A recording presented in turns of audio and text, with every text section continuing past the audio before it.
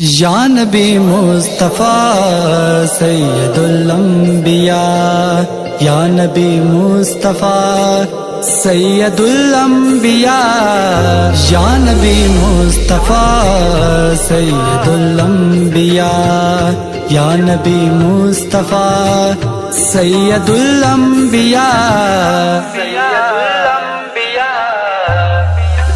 ان کی چوکھٹے ہوتوں کا ساتھ۔ اسلام سیلف کنٹرول چاہتا ہے، سیلف انیہیلیشن نہیں چاہتا۔ یہ نظام رہبانیت کے اندر ہے کہ اپنے نفس کو کچل دو، بالکل کچل دو، اس کے سارے تقاضوں کو مار دو۔ عیسائی راہبوں نے واقعہ یہ ہے کہ اس میں جس انتہا تک وہ پہنچے ہیں نفس کشی کے اندر، تو اس کی شاید تاریخ کے اندر آپ کو دوسری جگہ مثال نہ ملے۔ ہندوؤں میں بھی یہ تپسیائیں کرنے والے جو ہیں جس قدر شدید ریاضتیں کرتے ہیں، اسلام میں یہ نہیں ہے۔ لا رہبانیت فی الاسلام۔ اسلام نے تو اس کے برعکس تصور یہ دیا ہے کہ تمہارے اس نفس کا بھی تم پر حق ہے۔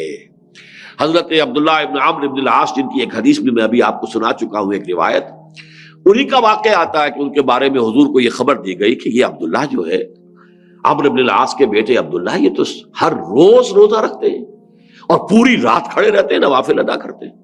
انہیں نہ اپنی بیوی سے کوئی غرض ہے، نہ کوئی دنیا سے کوئی اور تعلق ہے، کوئی دلچسپی ہے، بالکل نہ لوگوں سے ملنا جلنا ہے، الگ تھلگ ہے، اسی کام میں لگے ہوئے۔ حضور نے بلایا، یا عبداللہ اولا مخبر انک تصوم النہار وتقوم اللیل، مجھے تو یہ اطلاع دی گئی ہے تمہارے بارے میں کہ تم روزانہ روزہ رکھتے ہو اور پوری رات کھڑے رہتے ہو۔ عرض کیا بلا یا رسول اللہ، حضور ایسا تو ہے۔ فرمایا لا تفعل، ایسا ہرگز مت کرو۔ فإن لنفسك عليك حقا وإن لزوجك عليك حقا وإن لزورك عليك حقا، تمہارے نفس کا بھی تم پر حق ہے، تمہاری بیوی کا بھی تم پر حق ہے، تمہارے ملاقاتی وزٹرز جو آئیں زیارت کرنے والے، ان کا بھی تم پر حق ہے۔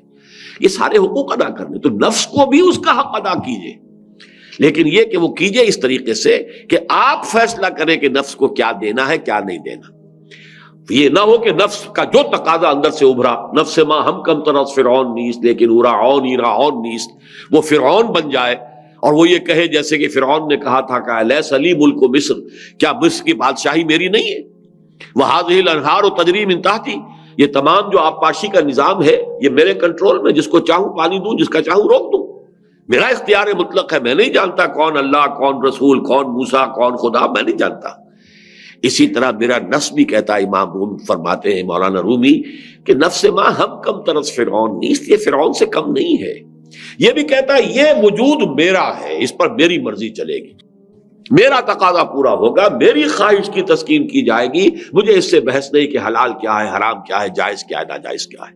اب یہاں اگر آپ کی خودی طاقتور ہے اور نفس کو کنٹرول کرتی ہے، تو یہ ہے جو مطلوب شکل کہ اب آپ اس نفس حیوانی کو اپنے لیے استعمال کر سکیں گے، اپنی فلاح کے لیے، اپنی کامیابی کے لیے، اعلیٰ تر مقاصد کے حصول کے لیے، اونچی اونچی منزلوں تک پہنچنے کے لیے، یہ آپ کا مرکب ہے، یہ آپ کی سواری ہے۔ بصورت دیگر یہ نفس آپ کو پٹخ دے گا، اور وہ پٹخنا دنیا میں بھی ہوگا گناہوں کی وادیوں میں، اور جہنم کی وادی کے اندر پھر آخرت کے انسان پٹخا جائے گا۔